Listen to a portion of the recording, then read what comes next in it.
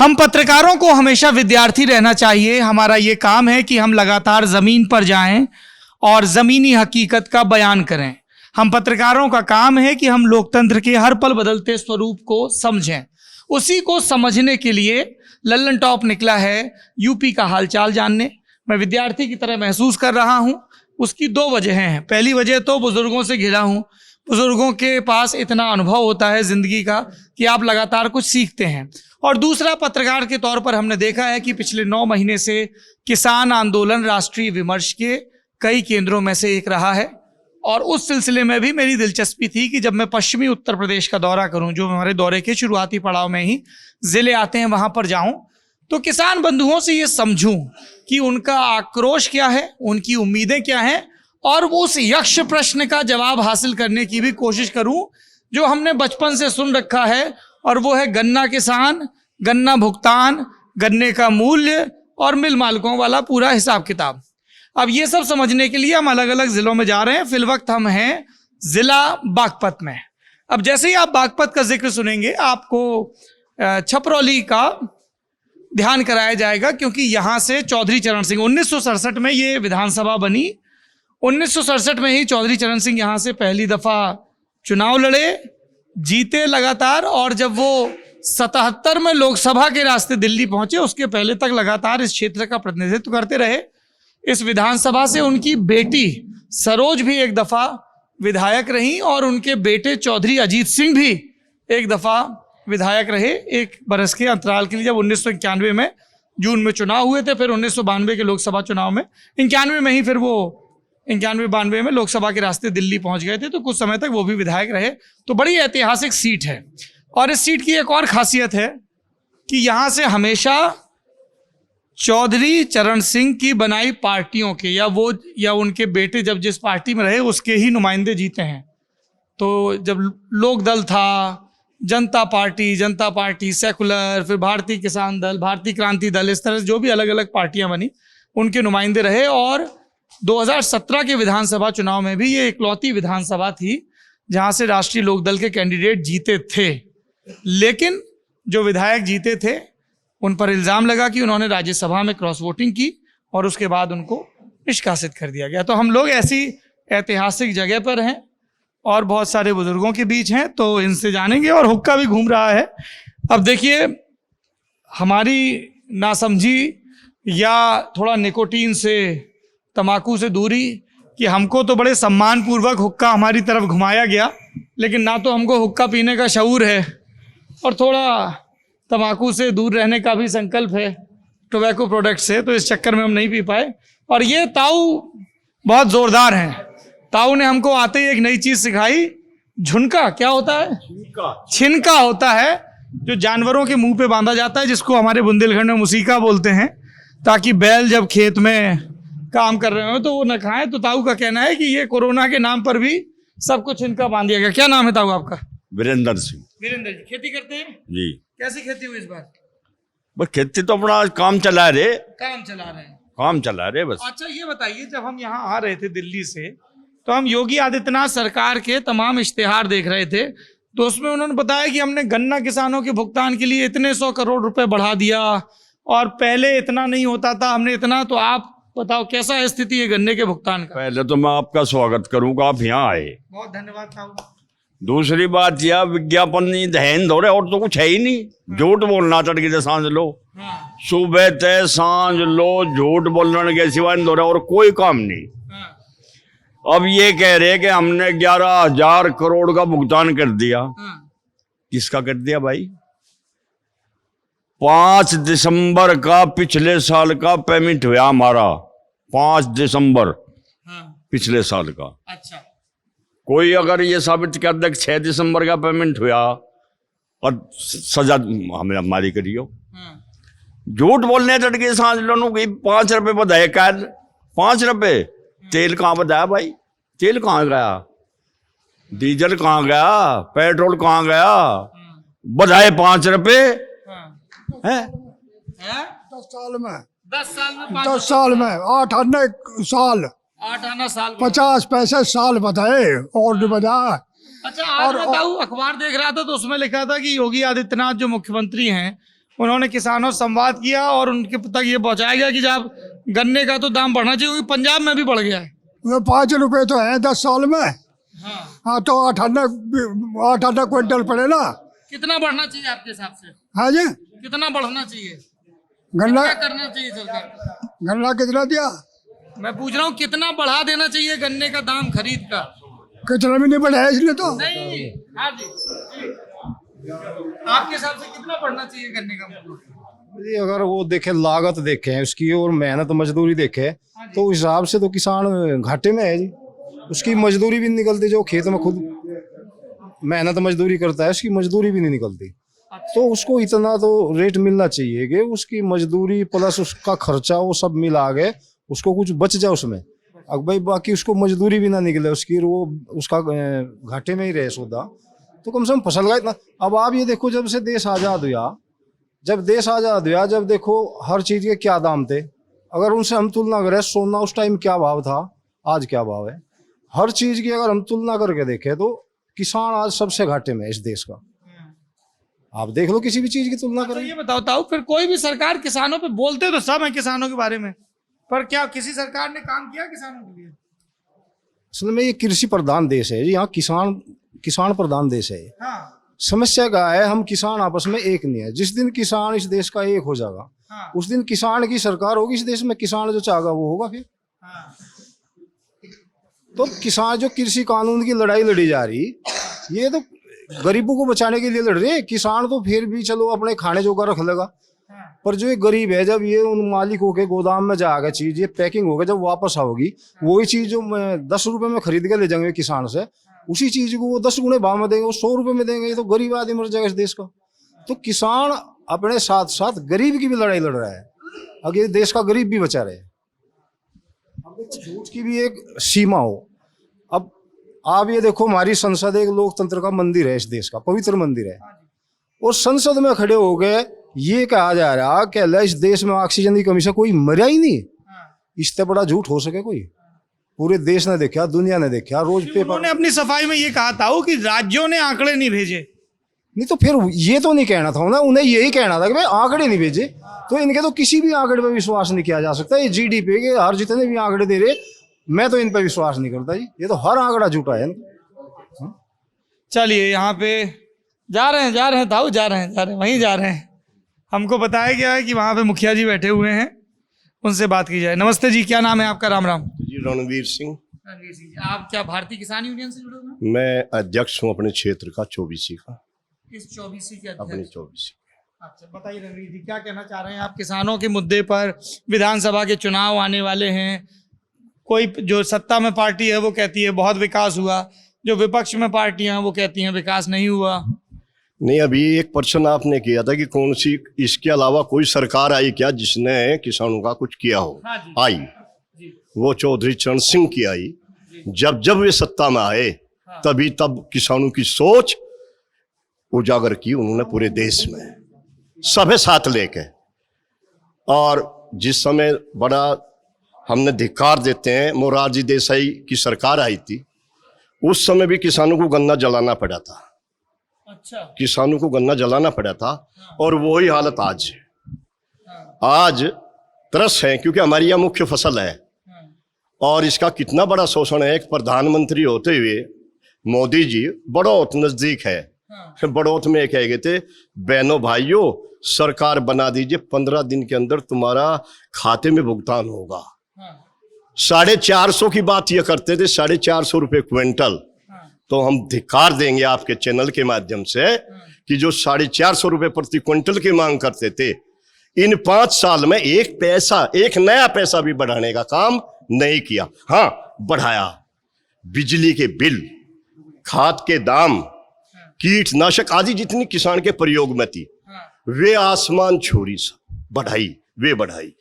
किसान को बिल्कुल जमीन में गारत करने का काम इस सरकार ने किया और करते हुए आ रही। देखिए, अभी पंजाब की आप बात कर रहे थे, अभी 360 का भाव कर दिया वहां पे। एक किसान आंदोलन अभी चला वहां कुछ दिन, और सरकार ने देखा किसान इकट्ठा है, कितनी लचीलापन था। यानी जो सबसे कम था पूरे ऑल इंडिया, अब उन्होंने कितना भाव बढ़ाने का सबसे ऊंचा कर दिया 360। और ये सरकार देख लीजिए, आज 9 महीने हो गए, गाजीपुर हमारे पूरे जो है जो धरनार्थ हैं, हम जो हमारे भाई, हम पहुंचते हैं सब वहां से। आज 9 महीने हो लिए, और प्रधानमंत्री जी को हमारे कितनी वहां से शहादत हुई, किसी एक शहादत पे एक बात, एक ट्वीट करने का भी समय उनके पास नहीं है। और समय यदि रहा, उनके जो सिपे सलार रहे मंत्री संतरी, केवल खालिस्तानी, किसी को पाकिस्तानी, किसी को माओवादी, किसी को कुछ, किसी को कुछ, एक अपमान करने का काम किया इस किसान का। बेटे, किसान और जवान इस देश की रीढ़ की हड्डी हैं। जिस सरकार ने इसका शोषण करना चाहा, वो सरकार नहीं रही। अरे सरकार में मैं कहूँगा, पहले ये आदमी जो थे लाल बहादुर शास्त्री का हम चर्चा करेंगे, वे नेता थे। यानी एक बार उनका बेटा उनकी गाड़ी लेके चला गया सरकारी, उन्होंने कहा अपनी पत्नी को बुला के कि ये सरकारी यूज नहीं है, प्राइवेट है, पैसा जमा कीजिए। वे लोग थे। और आज पता नहीं कितने हवाई जहाज खरीद लिए, कितने कहाँ कितनी यात्राएं अनगिनत कर ली, कोई बोरा नहीं। यदि इन्हीं पे जांच होगी तो पता नहीं कितने हजार करोड़ रुपए एक्सिस खर्च है। अगर आज चंद घराने जिनके बलबूते पे ये चल रहे, जिनके ऊपर इनकी राजनीतिक चल रही, चंद घराने का यदि लोन माफ करने की बात आई तो कई हजार करोड़ माफ कर दिए चंद घरानों के। अगर किसान की बात आई, हमने कहा भाई ये कानून जो है हमें नहीं चाहते, आप ले जाओ। हम मांग नहीं रहे थे कुछ, भाई ये हमें चाहते नहीं। दुगनी आय आपने नहीं, तर्क संगत हमने कहा कितनी दुगनी आय आपने की? यदि अब तक दुगनी आय नहीं की और घटा दी, जो पहले थी उससे भी घटा दी, तो हमें आपके नए कानून नहीं चाहते।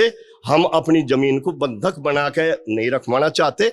अभी ताजे किस्से हैं, एक चर्चा आ रही थी किसी गांव की कि किसी किसान ने पहले वहां दे दी, इसका अंबानी का गोदाम तैयार हो गया। अब से पहले पंजाब हरियाणा में इसके गोदाम तैयार हो गए, कानून लाए नहीं, गोदाम तैयार कर दिए।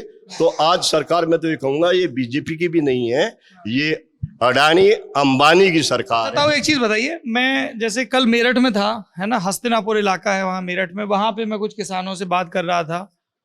तो उन्होंने जब ये सारी बातें, मैंने उनसे भी पूछा कि भाई किसान आंदोलन, तो बोले जी ये तो सिर्फ जाटों का आंदोलन है। एक चीज उन्होंने ये कही, और दूसरी चीज ये बोले कि भाई ये जो कानून है ये तो किसान की तरक्की के लिए, जिसको कॉन्ट्रैक्ट फार्मिंग नहीं करनी ना करे, कोई जबरदस्ती थोड़ी है। इस पे क्या कहेंगे? ये सब एक बहकावा है, ये केवल बहकावा है, जबरदस्ती है क्यों नहीं? अभी हमने यहाँ एक देखा, एक ठेका छूटा रेत का, और एक ठेकेदार आया, बड़ा प्रलोभन दिया। यानी किसानों को देखा भाई 25-25 हजार रुपए पर बीघा दे रहे रास्ते के लिए, यानी यमुना नदी पर जाने के रास्ते के लिए दे दी जमीन। उस समय तो लालच में दे दी, आज 5 साल है वो ठेका बंद है, वो जमीन नेस्ता नबूद कर दी। जिस समय ये प्राइवेट आएंगी, यानी कैसे यकीन करें इनका? ये कहते एमएसपी है, था, रहेगा, लेकिन एमएसपी है नहीं। हम लोग कानूनी अमली जामा पहना दो प्रधानमंत्री जी, अगर ये है, था, रहेगा तो दिक्कत क्या है? इनकी करनी और कथनी में जमीन आसमान का अंतर है।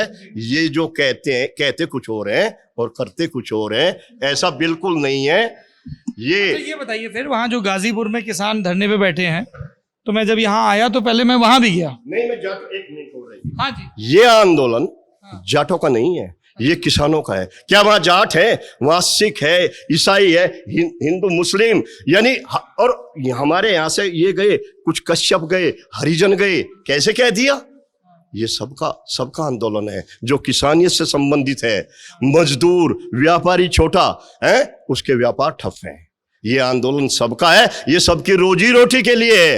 ये जो इस अनाज को तिजोरी में बंद करना चाहते हैं कि अपने फार्म बना के और इसे तिजोरी में बंद कर दियो, किसान तो फिर भी अपने लायक कर लेगा, लेकिन आम मजदूर, जो मजदूर पेशा है हमारा, जो दूसरे छोटे व्यापारी हैं, उन्हें यही अनाज लिफाफे में लेना पड़ेगा। वही अनाज इन्हें जो ये 10 रुपए किलो है, वही अनाज इन्हें ये 100 रुपए किलो देंगे। आज देख लीजिए, एक नाम धर दिया, ये एमपी का जो है वो है आटा, ये एमपी का जो है वो है गेहूं, एमपी का, उसी 60 रुपए किलो दे रहे।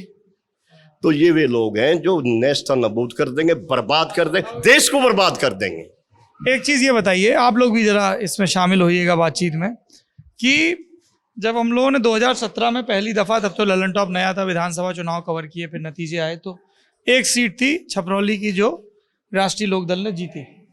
अब उसका विधायक भी चला गया भाजपा में, क्या वजह रही उसके जाने की? उनने पैसे ले लिए विधायक ने, जाकर उनमें मिल गया। के बात रही, ये बात रही। यहाँ अकेला था, हमने तो वोट लोकदल को दी, उनने हमारी वोट भी बेच खाई। हाँ। अच्छा, ये बताओ, लोकदल पहले तो बड़ी मजबूत पार्टी हुआ करती थी, इसके इतने कम क्यों रह गए सांसद विधायक?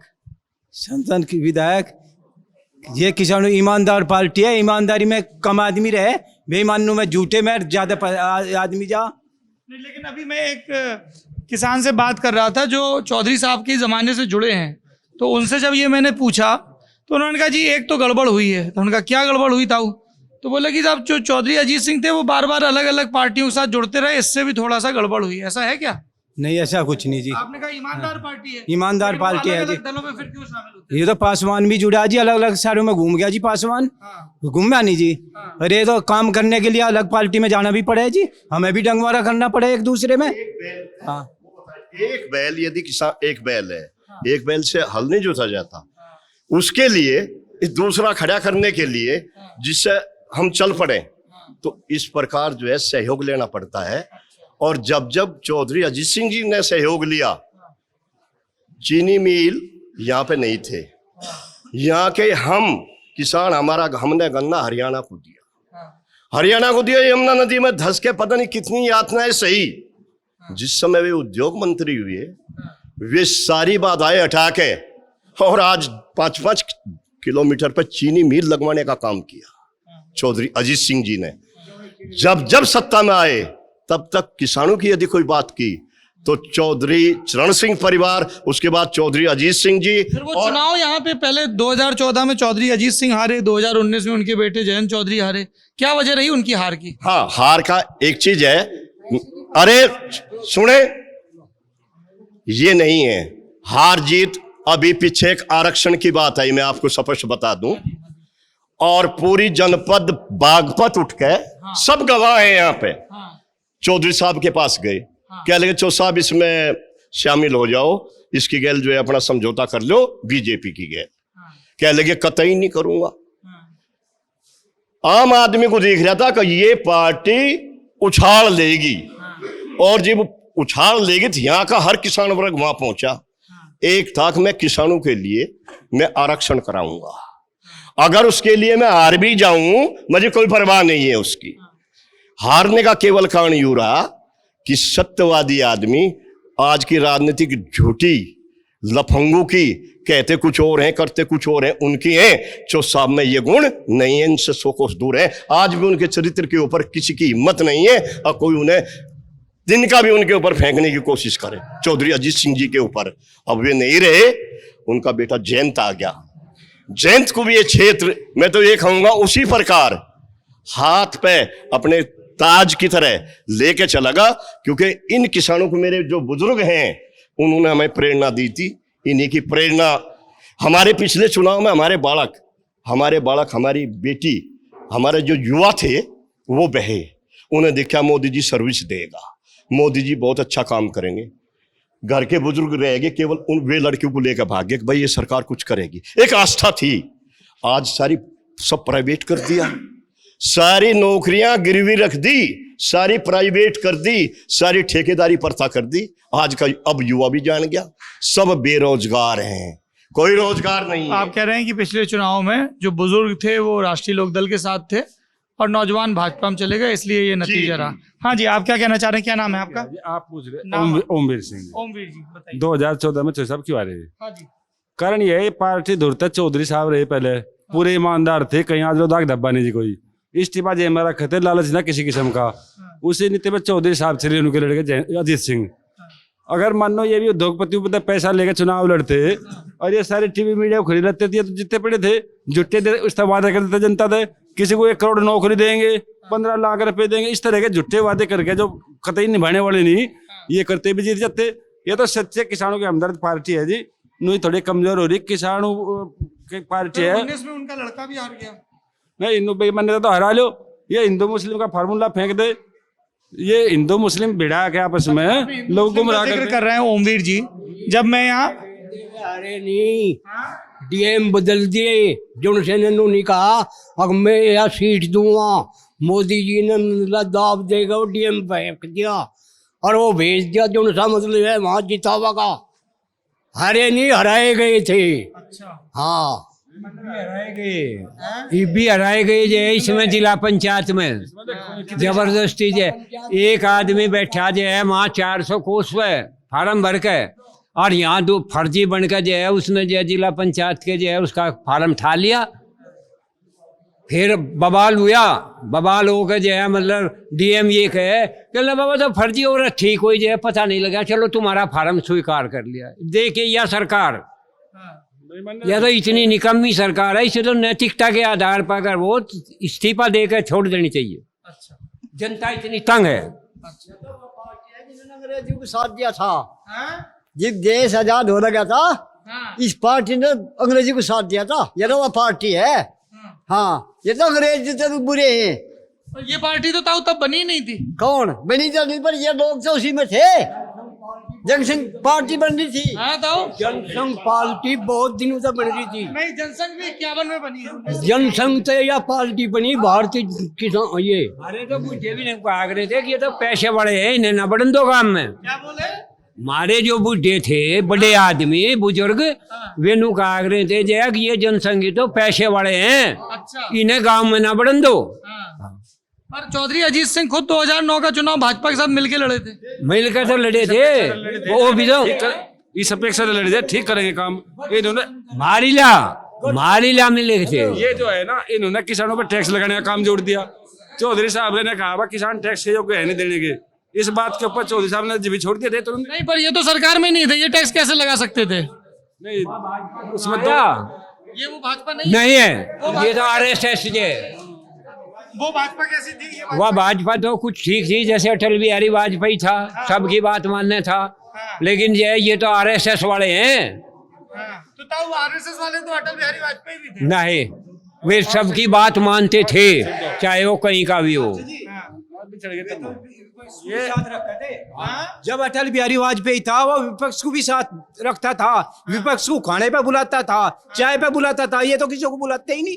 बुलाते नहीं। हाँ, अच्छा, हमें यह भी बताया गया कि जो चुनाव हारने के बाद चौधरी अजीत सिंह से तुगलक रोड का बंगला खाली करवाया गया, वो भी मुद्दा है, ऐसी बात है क्या? हाँ जी, वो अभी मुद्दा है जी। कैसे? उसमें उनकी हार होगी थी और वो नियम एक सेकंड ताऊ, अरे एक सेकंड ताऊ, एक सेकंड भाई, देखिए ऐसा है ना, मैं एक सेकंड देखो, मैं आप लोगों की पूरी बात सुनने आ रहा हूँ, जिसको जिसको बोलना है सबकी रिकॉर्ड करेंगे। कोई हमारे यहाँ लल्लन टॉप में ऐसा भी नहीं होता कि आधी सुनेंगे आधी चलाएंगे नहीं, तो थोड़ा शांत रहेंगे तो सबकी बात सुनी जाएगी। मैं तो जी बहुत शॉर्ट में अपनी बात रखूंगा। धर्मवीर सिंह। धर्मवीर जी बताइए। किसी भी देश का राजा या साहूकार अगर ये दुखी हो जा, उस देश का नाश नहीं होने का। अगर उस देश का किसान दुखी हो जा तो उस देश का सर्वनाश निश्चित है। ये मैं नहीं कहता अपनी तरफ से, ये हमारे देश के जाने माने विद्वान पंडित मदन मोहन मालवीय जी ने लिखा। किसान देश की रीढ़ है। आज हम इतने दुखी हैं और न तो बालकों को सही तरीके से पढ़ा पा रहे, न उनकी फीस दे पा रहे, न बिजली के बिल भर पा रहे। मैं तो बस यही कहूँगा, क्यों ज्यादा आपके पास समय नहीं, जब तक भाजपा के हाथ में ये देश रहे, ईश्वर मेरे देश की रक्षा करना। अच्छा, बस जी। तो एक बात बताओ ताऊ, फिर भाजपा 2014 का लोकसभा भी जीत गई, 17 विधानसभा, 19 भी धोखा हुआ। वो बड़े भाई साहब ने बताया और मशीन इतनी खराब थी और वोट गिरो कहीं जाती भाजपा को। अच्छा, हाँ जी, ईमान आपके साथ हमारी आत्मा नहीं कहती कि हमारी हार होगी चौधरी अजीत सिंह की। हाँ, और अगर यह हर आदमी के दिल में बात आओगी, अगर ईमानदारी से आदरणीय प्रधानमंत्री जी इलेक्शन कराओगे, पति को पता चल जाएगा किसकी जीत होगी किसकी हार होगी। लेकिन वो तो जो दूसरे आपके विपक्षी हैं वो ये कहते हैं कि देखो, जब तक जीत रहे थे तब तक मशीन ठीक थी, हार गए तो कह रहे हैं मशीन गड़बड़ है। नहीं, वो जो घोषणा उन्हें 3-4 बजे करनी थी वह शाम के अंधेरे में करी उन्होंने घोषणा। तो इससे हमारे भी मन डमाडोल हो गए जी, हो सकता है बेमन नहीं हुई मगा। हाँ जी। अच्छा ताऊ ये एक बात बताओ कि एक सेकंड मैं आता हूँ ताऊ आपके पास आता हूँ। सब एकदम वीर रस से ओतप्रोत। हाँ नहीं ताऊ एक सवाल और है। हाँ जी बोलो। अच्छा ताऊ ये बताओ हाँ जी। कि जैसे पहले अखिलेश यादव की 5 साल सरकार रही, हाँ जी। उसके 5 साल पहले मायावती की सरकार रही, हाँ जी। तब गन्ने का भुगतान कैसा था? गन्ने का भुगतान सबसे बढ़िया था जी मायावती सरकार में। हाँ। उससे भी कुछ ठीक रह गया मुलायम जी का भी। हाँ। जब से ये आए हैं आदरणीय मोदी जी, जब से तो हम मट्टी में मिल गए जी बिल्कुल। यहाँ तो योगी जी आए हैं, मोदी जी तो केंद्र में है, गन्ना तो हाँ नहीं, खरीदते हैं। प्रभाव उनका ही है जी, प्रभाव है। प्रभाव उनका ही है जी, पार्टी वही है। फोटो स्टेट है उसकी फोटो स्टेट है मोदी की। हाँ फोटो स्टेट है उसके। मैं बताऊँ मैं सुनो। हाँ ताऊ नाम क्या है आपका? मेरा नाम राजपाल सिंह है। हाँ जी। 2014 में यूँ कहता 15 लाख रुपया आपके खाते में आएंगे। हाँ। 2 करोड़ वो क्या नौकरी दूंगा। हाँ। और जितना काला धन है वे आपका विदेश से लाऊंगा और सबके खाते में पहुंच जाएंगे। जनता बहकावे में आगे होना है और हुआ उसका उल्टा। जितना काला धन था आज से जब दुगुना आज जमा है स्विस बैंकों में। अच्छा दुगुना। कैसे पता आपको ये? हमें पता है। हम ये देखते हैं वीडियो देखते हैं हम। वीडियो देखते हैं मोबाइल पे? हाँ मोबाइल पे। अच्छा सुनो अच्छा फिर दूसरी क्या है, ये जो 42 हमारे नौजवान मारे गए थे। ये क्यों मारे? नहीं वहां से कुछ मैं हाँ पुलवामा हमले में वहाँ वो सब इसकी साजिश थी। साजिश दावे समेत। जो देवेंद्र था वो जो वो उनका जो है उसका जो एसपी था डीएसपी और उसकी जांच रोक दी। क्यों रोक दी जांच? नु कहे उसकी जांच रोक दी हमने कि देश को खतरा हो जाएगा। ये तो ताऊ बहुत बड़ा दावा कर रहे हैं। हाँ जी ये सर राजनीतिक मामला है, इसमें हम फंसना नहीं चाहते। क्यों? हम सीधे साधे लोग हैं और इनकी हमें पूर्ण जानकारी भी नहीं। क्या रामपाल सिंह जी बात कर? हाँ जी हाँ। बोल दो मैं सवाल जवाब क्या आप फौज में रहे हैं? अच्छा हाँ। अरे आप बैठिए ताऊ मैं आता हूँ आपके पास जी। नहीं मैं वो राजनीतिक बात आवे है। हाँ। अब जो है मैं जो ये कहूँ वहाँ जो है रेवाड़ी में भूतपूर्व सैनिकों की रैली करी। हाँ जी 2013-14 में चुनाव से पहली बड़ी रैली थी। और हमारे सीमा पे जवानों के सर काट कर लेके सरकार हाथ पर हाथ धरे बैठी रही। सरकार ने तो कहा कि हमने सर्जिकल स्ट्राइक की उसके। नहीं वह बात अलग से है। वह तो पुलवामा वाली बात आ गई। हाँ। उसको नहीं ठाना चाहता मैं तो जी ये सत्ता में आए भूतपूर्व सैनिकों की रैली करी रेवाड़ी में। उस टाइम ये कहा था कि सीमा पे बॉर्डर पे हमारे जवानों के सर काट के ले जाते हैं और सरकार हाथ पर हाथ धरे बैठी रहती है। इस सरकार ने कुछ नहीं करा। हमारे जवानों का शोषण हो रहा है और ये कुछ नहीं दे रहे, अंधे हुए बैठे हैं। 7 साल से कितने मर लिए भाई कश्मीर में? कोई जवाब है? अच्छा ताऊ एक नहीं चीज दूसरों को तो उछाल देना बढ़िया है, अपने ऊपर भी तो देखो। 7 साल से कितना उग्रवाद हो लिया, कितने जवान शहीद हो लिए हैं। इसी से मेरा सवाल है जुड़ा। हाँ? मैं कुछ गाजियाबाद के किसानों से बात कर रहा था तो वो बोले कि जी बड़ा अच्छा काम किया। तो मैंने उनसे भी पूछा कि ताऊ क्या अच्छा काम किया? बोले 370 खत्म कर दी, ये अच्छा काम किया। तो आपको लगता है, आप फौज में भी रहे, कि 370 जैसी चीजें गाँव में मुद्दा होती है? देखो हमें उस 370 ना पहले कोई लाभ था ना आज है। हम तो झुके तू हैं। और आजाद कराना है तो गुलाम कश्मीर को करा दो। ये उसको क्यों नहीं मिला लेते अपने में? गुलाम कश्मीर को अपने में मिला लो तो कश्मीर सारा हमारा। अरे जो हमारे में है ही वे तो हमारे थे ही। अरे उन्हें भी मिला लो जो आज तंग हैं, दुखी हैं और वे चाह रहे मोदी को बार बार कहें हमें भी आजाद करा दो। अरे इंदिरा गांधी थी, बांग्लादेश ने जो है आवाज उठाई थी और हम लूट के पिट के बर्बाद हो गए, हमें आजाद करा दो। इंदिरा गांधी ने जो है बांग्लादेश आजाद करा दिया। ये गुलाम कश्मीर को क्यों नहीं आजाद करके अपने में मिला लेते? वहां कुछ उठाओ, साहस करो, वे हिम्मत करो। लेकिन नहीं है, हिम्मत है तो नहीं है करने की। अच्छा ताऊ एक चीज और पूछूंगा, मैं आ रहा हूँ। आ रहे एक चीज बताइएगा आप सब लोग। देखिए मैं तो नया हूँ, पहली दफा आया हूँ, है ना। तो मैं बहुत सारे लोग था कि भाई पश्चिमी उत्तर प्रदेश में तो राष्ट्रीय लोकदल का असर था और दूसरी पार्टियां भी थी, लेकिन ये पिछले जो 3 चुनाव हुए, 14 का चुनाव, 17 का, 19 का, तो बीजेपी का इतना जोर क्यों रहा?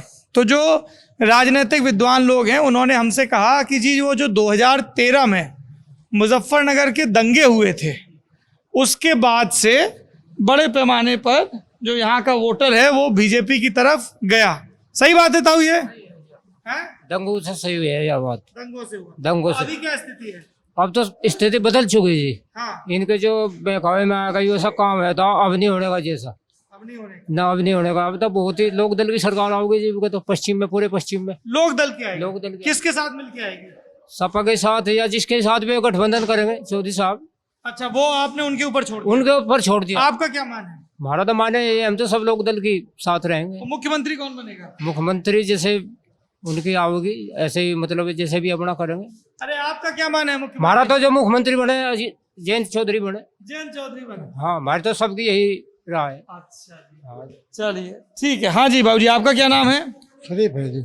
शरीफ नाम। कितनी उम्र है आपकी? मेरी हाल हो गए 75 का लगा। आप भी खेती किसानी करते थे?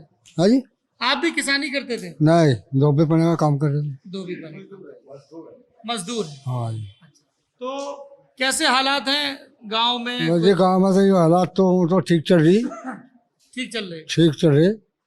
और जो भाजपा है उन्हें वीरान कर रखे सब। कैसे? किसी को पेमेंट नहीं दे रही, किसी को कुछ नहीं दे रही, किसी को कुछ नहीं कर रही।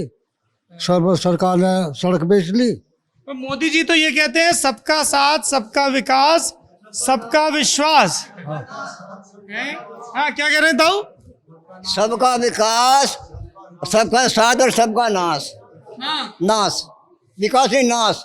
सारी चीज प्राइवेट में, क्या इसके बाप की संपत्ति है? रेल, सड़क, हवाई जहाज इसके बाप संपत्ति है जो बेची सारी ने। हाँ, जो 70 साल में दूसरी सरकारों ने लाए तो ये सारी देश जी ने, हाँ, तो सारी देश जी ने लो। हाँ। और क्या करेगा ये कर रहा है तो कौन? हाँ, मैं उधर वही सोच रहा हूँ कि उधर कुछ महत्वपूर्ण चर्चा हो रही। हाँ ताऊ बोलो।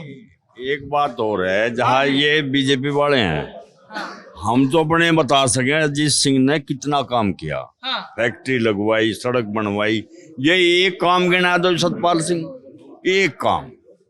सत्यपाल सिंह बागपत से सांसद। एक काम गिना दो, वो हाँ, हम मान जाएंगे। रही चुनाव हारने की, जीतने की, ये तो जनता है, जनता बहका ली। 15 लाख देंगे। जनता खिसक क्यों गई लोक दल से? मैं बता रहा ना, ये युवा खिसक के बाद 2 लाख 2 करोड़ नौकरी देंगे, युवा खिसक गए। ये देंगे, 15 लाख रुपए देंगे, जनवा सच्चू मिल जाएंगे नए। चलिए इधर भी पूछ लेते हैं। हाँ जी, पूछ लेते हैं। हाँ जी ताऊ, राम राम। मैंने कहा यहाँ पे एक अलग चर्चा चल रही है तो यहीं पे आ जाते हैं। क्या नाम है आपका? मेरा नाम तो सूबेदार सतपाल सिंह रिटायर है। सूबेदार सतपाल सिंह रिटायर। हाँ जी। सूबेदार साहब कौन सी यूनिट में थे आप? मैं ACMT में था। अभी क्या खेती किसानी करते हैं? क्या करते मैं नहीं जी, पेंशन खाता हूँ बैठ के। खेती किसानी मेरा है ही नहीं। हैं? खेती नहीं। नहीं, अच्छा, तो गांव में कैसे हालात हैं? गांव में हालात बढ़िया है। लोग, गांव तो लोक दल का, 24 तो लोक दल की है। अच्छा, हाँ जी। किस पार्टी के साथ? पार्टी के तो वे करेंगे, नेता जो हैं वे किसके साथ रहेंगे? क्योंकि देखो मैं आपको बात बताऊं, बताइए। हमारी पार्टी है एक छोटी पार्टी, हाँ, है जी। छोटी पार्टी किसी ना किसी दल के साथ तो मिलेगी। हाँ, इस बात को मानते हो ना आप? हाँ। तो जिस दल के साथ मिलेगी, हमारे जो है ना उसी के साथ रहेगी। अच्छा, तो ये पार्टी छोटी क्यों हो गई? पहले तो बहुत बड़ी पार्टी थी, देश पे शासन करती हमारे टाइम पर, चरण सिंह जी के टाइम पर, जो हमारे चरण सिंह बुजुर्ग थे, उनके टाइम पर 117 विधायक देकर गया था चरण सिंह अपने लड़के को। 117। फिर? उसके बाद में जो है ना पता नहीं क्या रहा आपस में, इसे राजनीति का तो आंकड़े वे ही जाने, हम तो ये आंकड़े जानते नहीं। और आप लोग भी कुछ सोच विचार करते होंगे ना, 117 सौंप गए थे तो घट क्यों गए थे? भाई घट क्यों गए, ये इसके बारे में हम क्या बता सके? हाँ जी, बताइए ताऊ। मैं बताऊंगा। हाँ जी। वे घट के नोक, हर घर में 4 नोक वे हैं नेता। हाँ, कोई मुलायम की गैल है, कोई मायावती की गैल है, कोई अखिलेश उसकी गैल है, मोदी की गैल है, कोई चौधरी चरण सिंह की गैल है। हाँ, जयंत चौधरी की, अजीत की ये गैल थे पहले साधे सुधे, हाँ, जो खेती में काम करें थे, वोट के एरिया में थे, वो जीत ज्यादा। हाँ। किसी का 1 रुपया, किसी का 2 रुपये, किसी का 8 अन्य दे के चुनाव लड़ेता हो। हाँ गरीब करोड़ रुपए, कई करोड़ रुपए ठा रहे हैं ये उद्योगपति को पता है। हाँ और मैं आपको बात बताऊं हाँ बताओ। कि जिसके खाते में कोई पैसा नहीं पाया, हाँ लास्ट में जब उसकी डेथ हुई हाँ। उसके खाते में कोई पैसा नहीं पाया। अच्छा। नहीं तो आप एक बात बताओ, जब मुझे कुछ लोभ नहीं, लालच नहीं, तो मैं किस लिए जा रहा हूँ उस दलदल में? हाँ क्या जरूरत है मुझे वहां जाने की? हाँ है तो इसलिए बाबूजी हमारा देश जो है ना, ये अपने देश नहीं, पश्चिमी एरिया जो जटियात एरिया ये है, हाँ। ये अपने पैरों पर चलता है। भगवान की मेहरबानी से ही ये जीता है। इसको अच्छा देखने एक चीज और बताइए ताऊ, जी वैसे मैं और किसानों से बात कर रहा था अलग अलग समाज के, तो उन्होंने कहा कि जी चौधरी चरण सिंह के जमाने में तो ऐसा था कि जो भी काश्तकार था, चाहे गुजर हो, चाहे जाट हो, चाहे त्यागी हो, चाहे कोई और जात हो, कश्यप हो, अहीर हो, सब चौधरी साहब के साथ था, है ना? हाँ, लेकिन उन्होंने कहा कि जैसे जैसे फिर चौधरी अजीत सिंह और जयंत चौधरी आते गए जी, बाकी सब तो किनारे होते गए, सिर्फ जाट बचे, ऐसा उन्होंने कहा। जाट बाज गए, हाँ, जाट नहीं भाग तो गए। जीतते ही नहीं था मोदी। हाँ, जाट कहाँ भाग गए? 50% स्टार्ट बलकन हाँ, नुन्ना लार सा दिया था कि नौकरी दूंगा 2 करोड़ सालाना, हाँ, इसलिए भाग गए। इसलिए भाज के मारे जक्कत वाले। यंग जनरेशन है ना, हमारे यंग जनरेशन। यंग जनरेशन जो है ना, लालच में आकर के कूद के गई उधर। अच्छा। जब से देखो इन्होंने क्या कहा कि बोला हमने आपके जो है ना 25 रुपए वो MP बढ़ा दी, हाँ, SMP 15 रुपए बढ़ा दी, 1975 रुपए हो गए।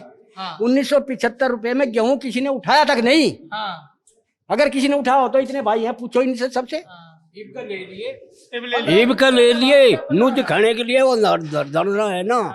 अब ये ले लो, किसानों को कहने का जवाब हो जाएगा हमने ऐसा नहीं भाव था, मतलब ये खरीद लिए ये है कि नहीं, ये दिखाने के लिए है सिर्फ। बाबूजी ये इतनी रैलियां चले इनकी, इनके घर से खजाना लग रहा है कि उसका खर्चा पूरा होता है, सब पब्लिक पे ही तो पड़ता है जितनी रैलियां होती हैं।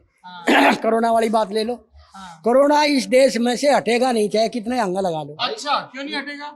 इसलिए नहीं हटेगा, इसलिए नहीं हटेगा।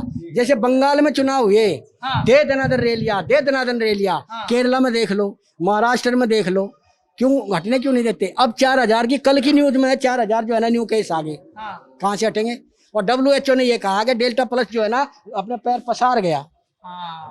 महाराष्ट्र में आज, दिल्ली में आज 4663 जो ना नए केस आए, और कल न्यूज देखी थी मैंने शाम को। हाँ, तो कोरोना पे क्या बोल रहे थे आप? कोरोना में बोल रहे थे जी इतना ये रहेंगे, इतना कोरोना नहीं हटेगा। हाँ, इतना ये रहेंगे, हटन नहीं देगी। हाँ, ये तो बीमारी कुछ न कुछ ले जाएंगे नवी नवी।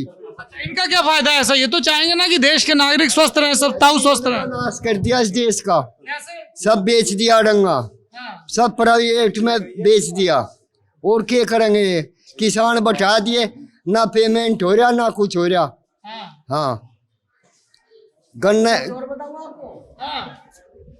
Major general retire Bakshi MD Bakshi ji के बयान ये है, वो डिफेंस विशेषज्ञ है वो, उसके सबसे पहली जबरदस्त डिफ है उसके ये है वक्तव्य है। उसने ये कहा कि मोदी जी की सबसे पहले हार ये है कि जब ये तालिबान बन रहा ना, अफगानिस्तान में तालिबान कूद रहा है जो अगर POK को अपने में मिला लेते तो ये नौबत नहीं आवती। कश्मीर के अंदर मुफ्ती मोहम्मद ने पहले ही कह दिया, मुफ्ती महबूबा ने क्या बोला, मैं तालिबान ले आऊंगी। कहा रोज तो समाचार आ रहे आप देखते नहीं। मैं तो ये जानना चाहता हूँ कि आप क्या बता रहे हैं? तो मैं यही तो बता रहा हूँ, वो कह तो रही है। मुफ्ती अगर सही देखो तो 370-35A हटने के बाद ही कश्मीर आजाद हुआ। हाँ, ये तो मोदी जी ने किया है। हाँ, मोदी जी ने किया है ये तो, लेकिन मोदी जी के पीछे तलवार वो ये क्या लटका रही कि बोला तालिबान के बारे में, POK को, तालिबान को हम कश्मीर में ले आएंगे। हाँ, वो कैसे ले देगी तालिबान को? सही बात। बताओ। हाँ? सरकार भी तो इसी के साथ चलाई भाजपा ने मिलकर, हैं? अरे तो पाली तो इन्होंने ही है, भाजपा ने तो पाली है। अरे वाह बोल लगे तो है ही जी, पाल दी वाह। हाँ जी, थोड़ा ये बताइए, जैसे उत्तर प्रदेश में कई बड़े नेता हैं, ताऊ थोड़ा आगे आ जाइए। हाँ, ताऊ मेरा बड़ा जोरदार है, कड़क मास्टर जी, मास्टर जी। भारत माता की जय बोलते हैं, बहुत बढ़िया। तो ताऊ जैसे 4 बड़े नेता दिख रहे हैं, और अगर मैं यहाँ चपरौली में बैठा हूँ तो मुझे कहना चाहिए 5 बड़े नेता दिख रहे हैं जब तक वेस्टर्न यूपी में हूँ। तो जैसे योगी आदित्यनाथ है मुख्यमंत्री, अखिलेश यादव 5 साल रहे, मायावती रही, उधर प्रियंका गांधी भी कांग्रेस के लिए जोर लगा रही हैं। तो आपको कौन सा नेता ठीक लगता है? नेताओं की तो बात अच्छी है, पहले तो मैं बताई होगी।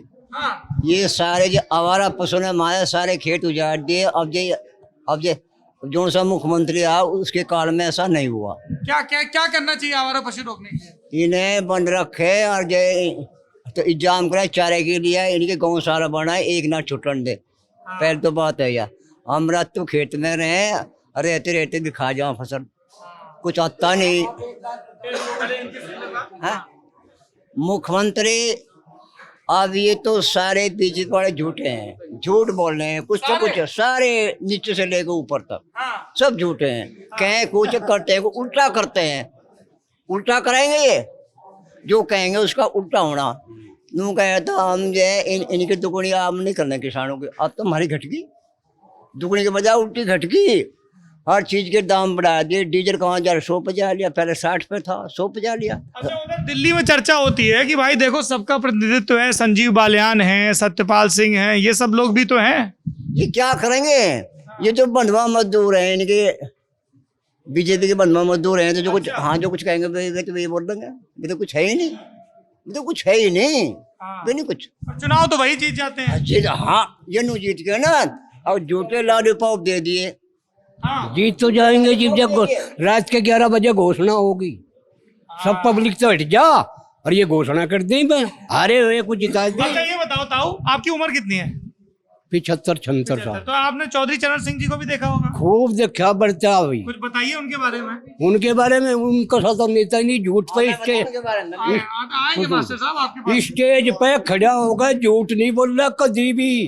जो काम कर दिया किसानों के हित में, मजदूरों के। अच्छा, उनने झूठ नहीं बोल रहा ना, सभाओं में चौधरी जीत ने बोल रहा। आप सभाओं में जाते थे चौधरी चरण सिंह जी की? खूब जाते। बोट क्लब वाले उसमें गए थे जो बाबा टिकैत ने किया था? हाँ वहाँ थे बाबा टिकैत वाले। हाँ वहाँ थे जी, महेंद्र टिकैत मतलब एक स्टेज को छोड़ गए, उसे दे गए इसे कप्तान को, भोपाल को। जी हम वही थे, जिब टटोली का मेरे आओ वहाँ थे हम। जिब फिर दिल्ली गए? फिर दिल्ली से थे ही। हाँ बोट क्लब में, बोट क्लब पे जी चौधरी अजीत सिंह उनने जाकर मंत्री को कहा, वे आए, मंत्री ने मतलब है 30 महीने का बिल छोड़ा था किसानों का, माफ करे था, और 7 महीने का छोड़ा था 2 महीने पीछे। हाँ और इन्होंने तो फोर्स लगा दी, राजीव गांधी की सरकार थी जी। हाँ जी बात सुनना चाहोगे? जी बताइए। चौधरी चरण सिंह प्रधानमंत्री बने। हाँ जी। इंदिरा गांधी ने यानी कांग्रेस ने सहयोग करा। हाँ जी। और वे प्रधानमंत्री बने। हाँ जी। सबसे पहले बनते ही उसने क्या कहा था कि मैं अमीर और गरीब के बीच की खाई को ढा दूंगा। इनमें फासला नहीं रखूंगा, ये नहीं होगा कौन गरीब है कौन अमीर है, सबको बराबर कर दूंगा मैं। वह बात इंदिरा गांधी को हजम नहीं हुई। अच्छा, चौधरी साहब को महसूस कर लिया उन्होंने, और समर्थन तो दे दिया इंदिरा गांधी ने, लेकिन हजम नहीं हो रही बात जो मैंने कह दी अमीर और गरीब की। उसने पता चल गया क्या जो है उल्टा लेगी समर्थन। उससे पहले इस्तीफा लिख के और ले जाकर राष्ट्रपति को सौंप दिया, और मैंने तो इस्तीफा दे दिया। वे हैं चरण सिंह चौधरी। तो अब जो है कुर्सी का लालच नहीं करा और लेके इस्तीफा राष्ट्रपति को सौंप दिया। अब तू क्या समर्थन लेगी, मैं पहले इस्तीफा दे रहा तेरे से। ऐसे थे चौधरी चरण सिंह। लेकिन बाबूजी उनके विरोधी जो हैं वो ये कहते हैं कि अगर चौधरी साहब को कुर्सी का लालच नहीं था तो वो मोरारजी देसाई की सरकार से अलग क्यों हुए? अलग कहाँ, उसमें वो उपराष्ट्रपति वो थे, ऊपर प्रधानमंत्री बनाए हुए। राज्य में गन्ने का रेट पिट गया था, बिल्कुल गन्ने का कोई ग्राहक नहीं रहा था। क्या करे, चौधरी साहब बड़े परेशान हुए। किसानों की नहीं सुनी उसने हैं, और तो वो जो है अलग हो गए। क्या करे, ये 6.25 गन्ना भी गुवा दिया मोरारजी देसाई ने, वो सहन नहीं हुई से। हम याद है 3 रुपए था मुरारजी के टाइम पर, 3 रुपए था, और किसान सड़क पर कूड़ का हो जाएगा, कोई तोलना भी नहीं था। चलिए एक तो जैसा इन्होंने जो है उद्योगपति हो गए 125 करोड़ 125 बार नहीं लाख हजार कितने इतने करोड़ रुपए इनके माफ करे उद्योगपति हो गए। किसानों को करना भुगतान मंदिर भत्ते हमारे आज तो योगी आदित्यनाथ ने कहा है कि कुछ बढ़ाएंगे। एक योगी को तो छोड़ दो जी, बाकी हमारे यहाँ सांसद हैं, संजीव बालियान भी है और विधायक है, कोई गन्ने पे एक खरब भी नहीं बोलता जी एक भी। जवाहरलाल के आगे अड़ा था तो चौधरी चरण सिंह अड़ा था नहीं, आज जमीन के मालिक ही नहीं होते हम।